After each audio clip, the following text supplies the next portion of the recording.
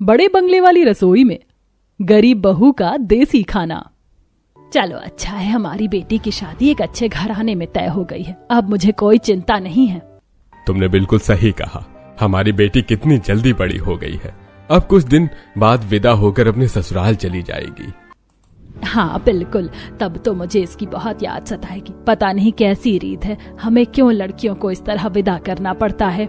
सच में हमारा कलेजे का टुकड़ा, जिसे हमने बचपन से इतना पाल पोस कर बड़ा किया, उसे पल भर में खुद से दूर कर देना बहुत मुश्किल होता है। लेकिन क्या करें, दुनिया ने ये रीति बनाई है, अब इसे निभाना तो होगा ही। तभी वहाँ पायल भी आती है। क्या बात है, आप दोनों किस बारे में बात कर रहे हैं? अरे कुछ नहीं बेटा, हम तो बस ऐसे ही। अच्छा ठीक है बेटा, तुमने सारा सामान अच्छे से चेक कर लिया है ना, कोई कमी तो नहीं रह गई? हाँ मम्मी, आज का तो सारा काम हो गया है, सामान भी आ गया है। नेहा और पायल दोनों ने हमारी इतनी मदद की है, शॉपिंग करने से लेकर घर को सजाने तक सारा जिम्मा उन दोनों ने ही संभाला है। सही कहा, तेरी सहेलियां हमेशा हर चीज में आगे रहती हैं। कल तेरी हल्दी की रस्म है। अगले दिन पायल के घर में सभी आ जाते हैं और उसकी हल्दी की रस्म शुरू होती है।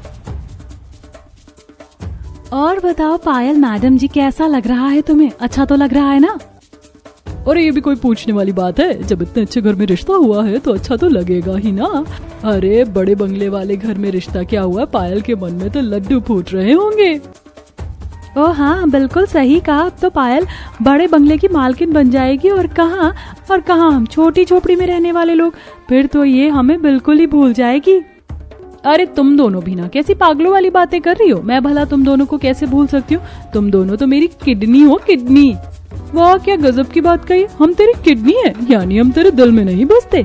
अरे सीमा तू भी समझती नहीं है, दिल में तो अब सैया जी बसेंगे ना। दोनों की बातें सुनकर पायल शर्मा जाती। दोनों पायल को बहुत छेड़ रहे थे। तुम दोनों बस करो, अब चुप भी हो जाओ, कुछ ज्यादा ही छेड़ रही हो मुझे। हाँ, अब इसे छेड़ना बंद करो और जल्दी से इसे हल्दी लगाओ। हल्दी का रंग भी तो अच्छा आना चाहिए ना, हमारी दुल्हन सबसे प्यारी लगनी चाहिए। हल्दी की रस्म शुरू होती है। सभी रिश्तेदार पायल को अच्छे से हल्दी लगाते हैं, उसके गाल और हाथ सभी हल्दी से रंग जाते हैं। एक तरफ पायल के मायके में भी अच्छे से सभी रस्में हो रही थी, वहीं दूसरी तरफ उसके ससुराल के बड़े बंगले में भी शादी की तैयारियां जोरों शोरों से चल रही थी। अरे भैया उन फूलों को जरा अच्छे से लगाओ, देखो आपने वहाँ कितना स्पेस खाली छोड़ दिया है। एक आदमी सीढ़ी पर चढ़कर फूलों से सजावट कर रहा था और रिया उसे सब समझा रही थी कि कैसे करना है। एक बात बताओ, आपने गेंदे और चंपा के फूल तो लगा दिए, लेकिन गुलाब के फूल कहाँ रह गए? मैंने स्पेशल कहा था ना कि सेंटर में गुलाब के फूल होने चाहिए। अरे मैडम जी, अभी एक और कंटेनर आना बाकी है, बाकी सारा सामान और फूल उसी में है। फिलहाल आप मुझे बेस बता दीजिए, मैं पहले इन फूलों को तो लगा दूं। अच्छा ठीक है, लेकिन अपना काम अच्छे से करना, मुझे कोई कमी नहीं लगनी चाहिए, वरना तुम्हारे पैसे काट लूंगी। इतना कहकर रिया बाहर गार्डन में जाती है, जहाँ पर बहुत सुंदर डेकोरेशन करवानी थी और पायल की सास कमला ने पहले से ही उसका जिम्मा ले रखा था। अरे भैया जरा ढंग से काम करो, फूलों की छतरी जरा अच्छे से बनाओ, दूल्हा दुल्हन जब आएंगे तो इसी के नीचे से तो आएंगे। अरे मैडम जी आप चिंता मत कीजिए, मैं बहुत मजबूत और अच्छा काम ही करूँगा, मैं सभी चीजों को अच्छे से सजाऊंगा। हाँ ठीक है, सब अच्छे से करना, और ये करने के बाद तुम्हें सारे झूमर भी बदलने, याद है ना?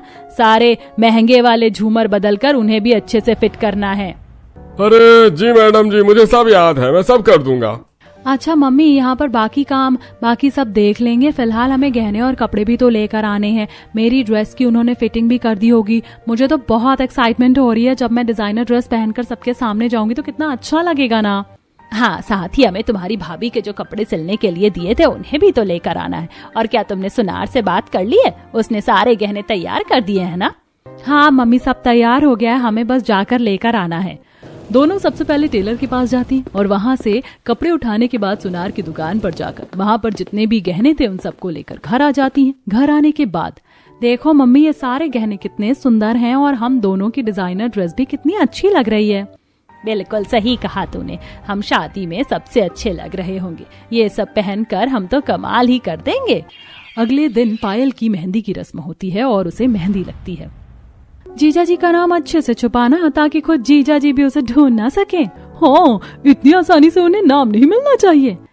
चलो सीमा, हमने पायल के लिए जो परफॉर्मेंस तैयार की थी उसे करते हैं। नेहा और सीमा पायल के लिए बहुत अच्छा सा डांस करते हैं। वाह, तुम दोनों ने मेरे लिए कितना अच्छा डांस किया, तुम सबसे अच्छी फ्रेंड हो। वो तो हम हैं ही। इस तरीके से सारी रस्में होती हैं और शादी वाले दिन जब बारात आ जाती है, बेटा तुम जरा मेहमानों को देखना। आंटी जी आप चिंता मत कीजिए, हम सब संभाल लेंगे, हम यहाँ पर आपकी मदद करने के लिए ही हैं। हाँ हम सब संभाल लेंगे। शादी में नेहा और सीमा ने सब काम अच्छे से संभाला। वहीं पर थोड़ी देर बाद पायल और रोहन दोनों अग्नि के सामने साथ फेरे लेते हैं और जीवन भर साथ निभाने की कसमें खाते हैं। फेरे लेने के बाद पायल को डोली में बिठाया जाता है। मुझे ससुराल नहीं जाना है। अरे बेटा तुम कैसी बात कर रही हो, शादी के बाद ससुराल ही तो जाना होता है। कोई बात नहीं, तू चिंता मत कर, बस वहाँ अपना ध्यान रखना और जब भी हमारी याद आए तो हमसे मिलने आ जाना। हाँ बेटा, तुझे जब भी हमारी जरूरत हो हमें बस एक बार बता देना, हम तुरंत आ जाएंगे। आप दोनों भी अपना अपना ध्यान रखना। चिंता मत करो पायल, हम हैं, हम इनका ध्यान रखेंगे। इस तरह पायल को अलविदा किया जाता है और वह डोली में ससुराल पहुंचती है। वहां उसके ससुराल वाले उसका धूमधाम से स्वागत करते हैं। वो बंगला बहुत बड़ा था। उसके सामने एक शानदार गार्डन था जिसे ढेर सारे शानदार फूलों से सजाया हुआ था और चारों तरफ स्पार्कल गन्स भी लगी हुई थी। वाह, मेरे ससुराल वालों ने तो मेरा ग्रैंड स्वागत किया है, मुझे बहुत अच्छा लग रहा है। गार्डन में शानदार एंट्री के बाद वह दरवाजे तक पहुंचती है। तब बेटा अपने पैर से इस कलश को गिराओ और इस घर में गृह प्रवेश करो। आज से ये बड़े बंगले वाला ससुराल तुम्हारा है। पायल अपने दाहिने पैर से कलश गिराती है और कमला आरती की थाली से उसकी आरती उतारती है और इस तरह पायल का शानदार गृह प्रवेश होता है। रात को सभी बहुत थक जाते हैं और सो जाते हैं। अगले दिन सुबह पायल उठकर अपने कमरे से बाहर निकलती है और सभी को ढूंढ रही होती है। अरे यार कितना बड़ा बंगला है, कितना शानदार बंगला है मेरे ससुराल वालों का। इतना बड़ा ससुराल है, सबको कहाँ ढूंढूं मैं। पायल देखती है कि वहां पर ढेर सारे कमरे और बड़े बड़े झूमर लगे हुए थे। काफी देर बाद ढूंढने के बाद पायल हॉल में पहुंचती है जहां सब बैठे हुए थे। अरे बेटा तुम इतनी जल्दी उठ गई, जरा थोड़ी देर और आराम कर लेती। शादी की थकान, तुम थक गई होगी ना। कोई बात नहीं मम्मी जी, मैं बिल्कुल ठीक हूँ और वैसे भी मुझे सुबह जल्दी उठने की ही आदत है। अच्छा फिर तो ठीक है। तो भाभी आज आपकी पहली रसोई है, तो फिर आज आप हमें पहली रसोई में क्या क्या बनाकर खिलाएंगी, बताइए जरा हमें। आप जो कहे मैं वही बना दूंगी। मैं क्या बताऊं? तुम कुछ मत बताओ बेटा, जो तुम्हारा बनाने का मन है तुम वो बना सकती हो। तुम अपनी मर्जी से कुछ भी बना सकती हो, हमारी कोई डिमांड नहीं है। हाँ बहू, आज तुम्हारी पहली रसोई है, तुम अपनी मर्जी से कुछ भी बना सकती हो। तो ठीक है, आज मैं आप सभी को अपनी पसंद का स्वादिष्ट खाना बनाकर खिलाऊंगी। इतना कहकर पायल रसोई में जाती है, लेकिन अंदर रसोई का नजारा देखकर वो बहुत हैरान और कंफ्यूज हो जाती है। हे भगवान, ये क्या इतना सब सिस्टम है, मुझे तो कुछ समझ ही नहीं आ रहा। ये रसोई है या कोई बड़ा सा शोरूम? देखो तो जरा कैसा अजीब अजीब सा सामान रखा है यहाँ। भला रसोई में भी इतना सारा सामान होता है? रसोई में ऑटोमेटिक चूल्हा, ओवन, एयर फ्रायर, बड़ा सा फ्रिज, कांच के बहुत सारे अलग अलग डिजाइन के बर्तन, डिशवॉशर, वहां पर सभी चीजें रखी हुई थी। इनमें से कोई भी चीज आज से पहले पायल ने कभी नहीं देखी थी। अब मैं क्या करूं? मुझे तो इनमें से आधी चीजों के बारे में पता ही नहीं है। अरे आधी तो छोड़ो, मुझे तो किसी भी चीज के बारे में नहीं पता कि ये सब क्या है और इन सब पर खाना कैसे बनाया जाता है। एक काम करती हूँ, वापस बाहर जाती हूँ। पायल वापस हॉल में आती है। क्या बात है बहू? वो मम्मी जी, मुझे ना रसोई का सिस्टम बिल्कुल भी समझ नहीं आ रहा। मैंने आज से पहले ऐसी रसोई कभी नहीं देखी है। मुझे कुछ समझ ही नहीं आ रहा कि इतना सारा सामान आखिर किस चीज के लिए रखा हुआ है। अच्छा भाभी, बस इतनी सी बात है, कोई बात नहीं, चलिए मैं आपको चलकर रसोई में सारा सिस्टम समझाती हूँ। अच्छा ठीक है, चलते हैं। रिया और पायल दोबारा रसोई में जाते हैं और रिया सबसे पहले पायल को गैस का सिस्टम समझाती है। देखिए भाभी, ये गैस इस तरीके से ऑन होगी और आपको जब बंद करना है तो बस इसको इस तरह घुमा देना और ये बंद हो जाएगी। देखा कितना सिंपल है, आसान है ना? हाँ शायद समझ आ गया है। अच्छा सिलबट्टा कहाँ पर है? क्या कहा? कौन सा फट्टा? अरे सिलबट्टा एक पत्थर का इतना बड़ा टुकड़ा होता है, उसके ऊपर हम छोटे पत्थर के टुकड़े से चटनी को पीसते हैं। ओह भाभी, मुझे इतनी सारी चीजों के बारे में कुछ नहीं पता, लेकिन आपको चटनी पीसने के लिए इतनी मेहनत करने की जरूरत ही क्या है? क्योंकि चटनी तो पिसी हुई ही अच्छी लगती है ना। अगर चीज को नहीं पीसेंगे तो वो चटनी किस बात की हुई? भाभी मेरे कहने का मतलब था कि चटनी बनाने के लिए हमारे पास मिक्सर है, आप उसमें 2 मिनट में चटनी पीस सकते हो। मिक्सर? अब ये कौन सी बला का नाम है भला? रिया मिक्सर निकालती है और पायल को दिखाते हुए कहती है, इस बाला का नाम है मिक्सर, लेकिन मैं इसमें चटनी कैसे पीसूंगी? मैं अभी आपको इसे चला कर दिखाती हूँ। रिया जैसे ही मिक्सी चालू करती है उसकी इतनी तेज आवाज से पायल डर जाती है। अरे इसकी आवाज तो कितनी भयंकर है, अगर मैं इसे चलाऊंगी तो मेरे तो सर में दर्द हो जाएगा।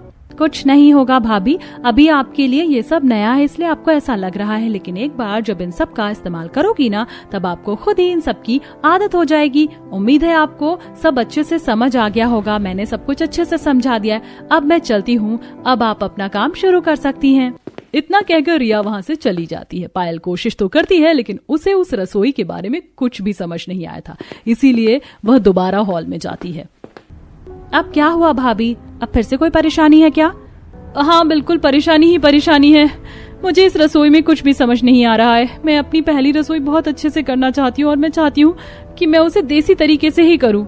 लेकिन बहू तू पहली रसोई देसी तरीके से कैसे करेगी? हमारे यहाँ देसी तरीका कुछ भी नहीं है, सब कुछ नए जमाने के हिसाब का है। आप चिंता मत कीजिए, मैं खुद मिट्टी से अपने लिए अच्छा सा चूल्हा बना दूंगी, बस मुझे सिलबट्टा और कुछ मिट्टी के बर्तन चाहिए। लेकिन ये सब करने में बहू तुझे बहुत परेशानी हो सकती है। पापा जी बल्कि मुझे तो अभी परेशानी हो रही है, लेकिन अगर मैं ये सब करूंगी तो मुझे बिल्कुल भी परेशानी नहीं होगी, क्योंकि मुझे इसी चीज की आदत है और उसमें तो मैं चुटकी भर में अपना काम अच्छे से कर लूंगी। अच्छा ठीक है बेटा, जैसा तुम्हें सही लगे तुम वैसा कर सकती हो। वैसे भी मुझे बहुत समय हो गया देसी तरीके से खाना खाए हुए, उसका स्वाद भी कुछ अलग ही होता है।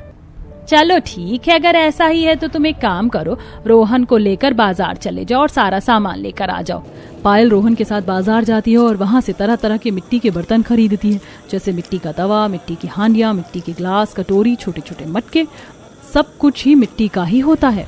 जब हमारे घर में पहले से ही इतने सारे बर्तन हैं, तो मुझे समझ नहीं आ रहा है कि तुम इतने सारे मिट्टी के बर्तन क्यों खरीद रही हो। देखिए जी, मिट्टी के बर्तन बहुत अच्छे होते हैं, इससे खाने का स्वाद भी दुगना हो जाता है और इसमें खाना खाना चाहिए, वो हमारे स्वास्थ्य के लिए भी अच्छा होता है। आप चिंता मत कीजिए, एक बार आप मिट्टी के बर्तन में खाना शुरू करेंगे ना, उसके बाद आप अपने कांच स्टील के सभी बर्तनों को भूल जाएंगे। दोनों बर्तन लेकर घर वापस आ जाते हैं और उसके बाद पायल रसोई के बाहर जो छोटा सा हॉल था उसमें बैठकर अपने हाथों से मिट्टी का चूल्हा बनाती है। ये सब करते हुए सभी उसे देख रहे थे। ओफो भाभी, मुझे तो समझ नहीं आ रहा, जब हमारे पास सब कुछ है तो आप इतनी मेहनत बेवजह ही क्यों कर रही हैं? बस तुम देखती जाओ, थोड़ी देर बाद तुम्हें भी सब पता चल जाएगा। मिट्टी का चूल्हा बनकर तैयार हो जाता है। उसके बाद पायल ने जो सब्जियां काटी थी, कुछ लकड़ियां जलाकर पायल एक मिट्टी की हांडी चूल्हे पर रखती है और उसमें तेल डालकर सबसे पहले वह सब्जी छौंकती है। इन सब की वजह से घर में धुआं तो बहुत हो गया था। बेटा, धुआं तो बहुत ज्यादा हो रहा है, जरा ध्यान से काम करना। उफ, मेरी तो आंखें भी जल रही हैं।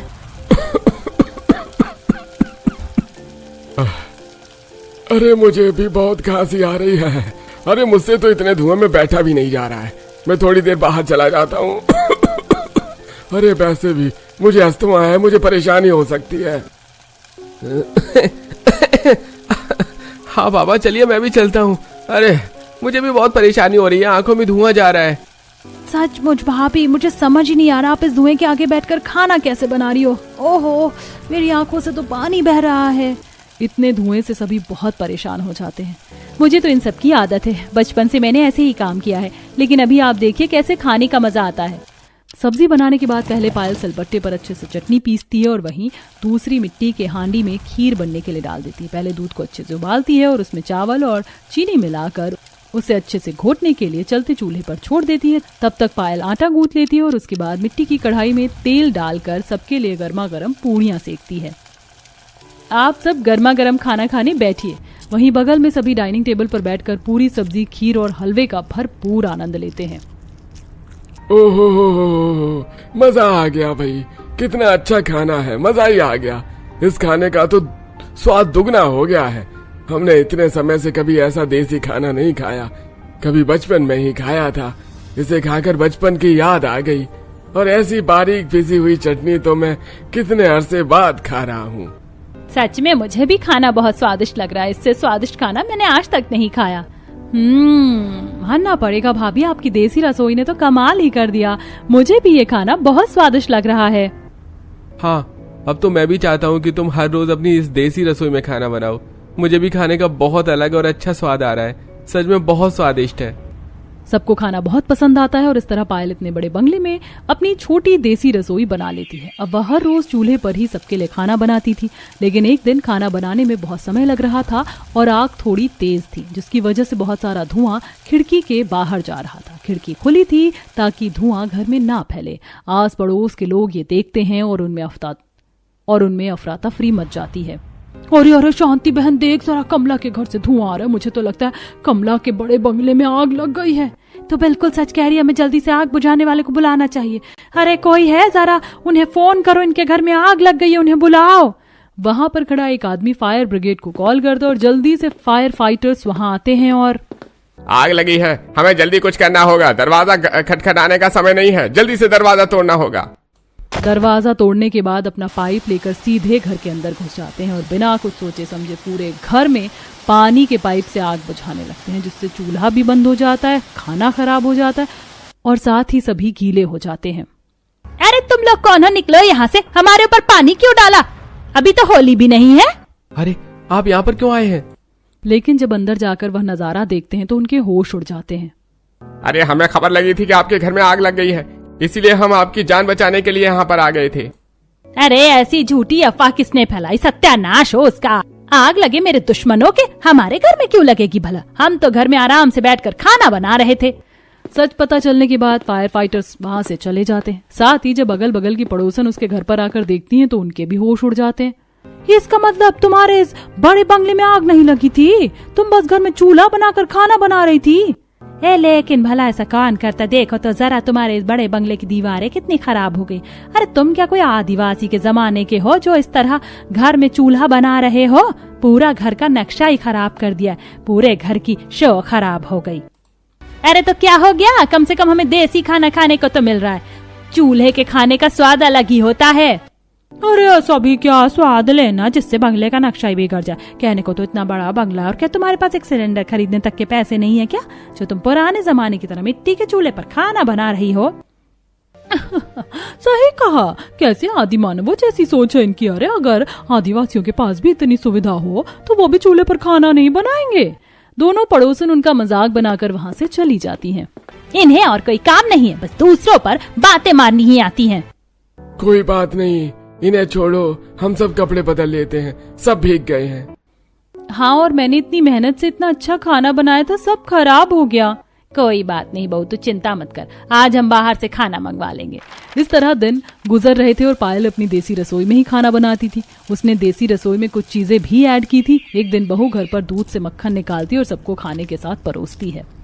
वाह, कितने टाइम बाद मक्खन खा रहा हूँ। लेकिन बेटा, मक्खन कहाँ से आया? पापा जी, मैंने मक्खन घर पर खुद ही बनाया है। मैंने सोचा जब हम दूध लेते ही हैं तो क्यों ना मैं घर पर ही मक्खन और घी बना लूं। वाह बेटा, सच में तुमने तो कमाल कर दिया। तुम वाकई बहुत मेहनती हो और इस घर की अन्नपूर्णा हो। जब से घर में आई हो, हमारा स्वादिष्ट खाने से अच्छी पेट पूजा हो जाती है। बिल्कुल सही कहा जी आपने। हमारी बहू हमारे खाने पीने का बहुत अच्छे से ध्यान रखती है। आजकल दही का स्वाद भी बहुत अच्छा लगने लगा है। मम्मी जी, मैं अब दही भी घर पर दूध से ही जमाती हूँ। मैंने बाहर से मोल की चीजें लेना बंद कर दिया है। इसे कहते हैं असली संस्कार। हमारी बहू ने तो कमाल कर दिया। रसोई की जिम्मेदारी इतनी अच्छे से संभाली है कि बस पूछो ही मत। हाँ, मुझे बहुत खुशी है कि तुम इस घर की बहू हो। तुमने तो सच में कमाल कर दिया। एक अच्छी पत्नी होने के साथ बहुत अच्छी बहू भी हो तुम। सभी पायल से बहुत खुश थे। वो सबको बहुत स्वादिष्ट देसी तरीके से अच्छा खाना जो बनाकर खिलाती थी। एक दिन कमला बाहर जा रही थी, तब फिर से दोनों पड़ोसन उसका मजाक उड़ाना शुरू कर देती हैं। देखो, आदि मानव के जमाने की सास आ रही है जिसकी बहू बड़े बंगले की रसोई में मिट्टी का चूल्हे पर देसी खाना बनाती है। हाँ वही तो, इतनी अनपढ़ गवार बहू भला किसी की हो सकती है? आज के जमाने में तो कोई भी ऐसा नहीं करता। ऐसा तो पुराने जमाने में होता था क्योंकि उनके पास साधन नहीं थे। लेकिन उनके पास साधन होते हुए भी ऐसा कर रहे हैं क्योंकि उनके पास दिमाग नहीं है। इतना कहकर दोनों जोर जोर से हंसने लगती हैं। तब कमला को भी गुस्सा आ जाता है और वो उन्हें करारा जवाब देती है। अरे मेरी बहू बड़े बंगले की रसोई में देसी खाना बनाकर हमें इसलिए देती है क्योंकि उसका स्वाद दुगना होता है। वो घर पर ही दही जमाना, मक्खन निकालना और हाथों से चटनी पीसकर हमारे स्वाद के लिए इतनी मेहनत करती है ताकि हम खाने का भरपूर आनंद ले सके। मेरी बहू तो असली अन्नपूर्णा है। लेकिन तुम दोनों की बहुओं का क्या? हमारी बहुओं का क्या था? वही तो, तुम दोनों की बहुओं का तो कुछ भी नहीं है। अरे पूरे मोहल्ले की सबसे ज्यादा आलसी बहुएं हैं तुम्हारी। शांति, तेरी बहू तो तुझे बस भूख लगने पर मैगी पकड़ा देती है, तुझे खाने तक को नहीं पूछती। स्वादिष्ट खाना खाए तुझे कितना अरसा हो गया होगा। नहीं, ऐसा नहीं है। कमला की बात सुन शीला भी वहां से खिसकने की कोशिश करती है। अरे शीला बहन, तुम कहाँ इतनी आसानी से खिसक रही हो? जरा तुम भी तो जवाब लेती जाओ। तुम्हारी बहू तो खुद तुमसे ही घर का काम और खाना बनवाती है। अरे तुम्हें क्या पता असली ठाट किसे कहते हैं? मेरी बहू तो मुझसे एक गिलास पानी तक का नहीं उठवाती है, बल्कि वो हमारे स्वाद की इतनी फिक्र करती है कि इसीलिए इतनी मेहनत भी करती है। मेरी बहू लाखों में एक है, लाखों में असली हीरा है। उन्हें करारा जवाब देने के बाद कमला वहां से चली जाती है। क्या जरूरत थी तुझे ऐसे उसे छेड़ने की? अरे मैंने अकेले कहाँ उसे छेड़ा था? तू भी तो पूरी ताल से ताल मिला रही थी, अब मुझे अकेले को दोष दे रही है। दोनों का मुंह बन जाता है। कुछ दिन बाद पायल और रिया मॉल जाते हैं। इस मॉल में तो बहुत महंगी महंगी सब्जियां हैं और एक भी सब्जी ताजा नहीं है। यहाँ ऐसा ही होता है भाभी। मेरा तो यहाँ की सब्जी लेने का बिल्कुल भी मन नहीं करता है। अगर यहाँ की सब्जी नहीं लेंगे भाभी, तो क्या आप सब्जियां भी खुद ही उगाने लग जाओगी, जैसे आपने मक्खन और दही घर पर बनाना शुरू कर दिया है? अरे हाँ, तुमने ये बहुत अच्छा आइडिया दिया। वैसे भी हमारा इतना बड़ा गार्डन है, वो किस काम आएगा? अगर हम घर में ताजी सब्जी उगाएंगे तो खाने का स्वाद अभी दोगुना है, वो चौगुना हो जाएगा। अरे भाभी, आप तो मेरी बात को कुछ ज्यादा ही सीरियसली ले गई। नहीं, मैं बिल्कुल सही कह रही हूँ। चलो अभी हम जरूरी से जरूरी सब्जियां लेकर जल्दी घर चलते हैं, फिर मुझे इस बारे में भी अच्छे से सोच विचार करना होगा। दोनों सब्जी लेकर घर आ जाते हैं और उसके बाद पायल रात का खाना बनाने चूल्हे पर बैठ जाती है। चूल्हा जल रहा था और उसका धुआं पूरे घर में फैल रहा था, जिससे रमेश को बहुत ज्यादा परेशानी हो रही थी और उसकी खांसी बंद ही नहीं हो रही थी। अरे इस खांसी ने तो नाक में दम कर दिया भाई। लेकिन खांसी तो मुंह से हो रही है। क्या तुम्हें भी इस समय मजाक के मूड में लग रहा हूँ? अरे जरा मेरा इनहेलर लेकर आओ। माफ करना जी, मैं तो आपका मूड ठीक करने की कोशिश कर रही थी। मैं अभी जल्दी से इनहेलर लेकर आती हूँ। कमला जल्दी से रमेश का इनहेलर लेकर आती है। वह इनहेलर से अपनी दवाई लेने की कोशिश करता है, लेकिन उसमें बहुत ही कम दवाई थी। जब तक कमला इनहेलर चेंज करती है, उससे पहले ही रमेश बेहोश हो जाता है। अरे आपको क्या हो गया? अपनी आंखें खोलिए। बाकी सब भी वहाँ दौड़े आते हैं। पापा आपको क्या हो गया पापा? हमें पापा जी को जल्दी से हॉस्पिटल लेकर जाना चाहिए। हाँ चलो जल्दी से पापा को गाड़ी तक ले जाने में मेरी मदद करो। सभी बड़ी मुश्किल से रमेश को गाड़ी में बिठाने के बाद अस्पताल लेकर जाते हैं और वहाँ पर उसका इलाज होता है। तब देखिए, इनको पहले से ही अस्थमा की परेशानी है और अभी इनके फेफड़े और भी ज्यादा कमजोर हो गए हैं। ये कहीं बहुत ज्यादा धुएं वाली जगह में तो नहीं रह रहे हैं, जिसकी वजह से इनकी यह हालत हुई है, जबकि इन्हें तो इन सब चीजों से बहुत दूर रहना चाहिए। आपने इतनी बड़ी लापरवाही क्यों की? माफ कीजिएगा डॉक्टर, हमारी ही गलती है, हमें ध्यान देना चाहिए था। लेकिन क्या आप पापा ठीक हो गए हैं? हाँ, अब उनकी हालत में सुधार है और अब वो स्टेबल भी है, लेकिन अब आपको उनका ध्यान रखने की बहुत ज्यादा जरूरत है। जी, अब हम उनका अच्छे से ध्यान रखेंगे। अच्छे से इलाज होने के बाद रमेश को घर वापस लाया जाता है और इन सब की वजह से पायल को बहुत बुरा लगता है और वो रोते हुए कहती है, आप सब मुझे माफ कर दीजिए, ये सब मेरी वजह से ही हुआ है। मैंने ही अपनी छोटी सी देसी रसोई बनाने की जिद की थी, लेकिन मुझे नहीं पता था कि इतना कुछ हो जाएगा। मैं आगे से ऐसा नहीं करूंगी। अरे कोई बात नहीं बेटा, तुझे उतना उदास होने की जरूरत नहीं है। तूने कुछ भी जानबूझकर नहीं किया है। हाँ बहू, परेशान होने की जरूरत नहीं है, कोई बात नहीं। तुझे इन सब चीजों की आदत नहीं थी, इसलिए तूने ऐसा किया, बल्कि तूने तो हमारे लिए ही सोचा था। लेकिन चिंता मत कर, अब सब ठीक हो गया है। अब से मैं जो रसोई वाला चूल्हा है उसी को इस्तेमाल करना सीखूंगी और उसी पर सबके लिए खाना बनाऊंगी। ठीक है बहू, तुझे जैसा सही लगे वैसा कर सकती है, हम तेरी पूरी मदद करेंगे। हाँ भाभी, मैं आपकी पूरी मदद करूंगी इस बड़े बंगले की रसोई में देसी खाना बनवाने में।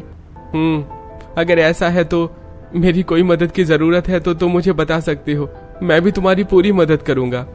सबकी बात सुनकर पायल मुस्कुराती है। सच में मेरा सौभाग्य जो मुझे ऐसा ससुराल मिला। और हमारा सौभाग्य कि हमें तुम मिली। इस तरह सभी हंसी खुशी चीजों को समझते हैं और उसके बाद पायल ने बड़े बंगले की रसोई में ही खाना बनाना शुरू कर दिया था। हालांकि वह रसोई में अपने देसी नुस्खे ही अपनाती थी, जिसके बिना पायल रसोई पूरी ही नहीं कर सकती थी, क्योंकि उसकी जान उसकी देसी रसोई में ही बसती थी।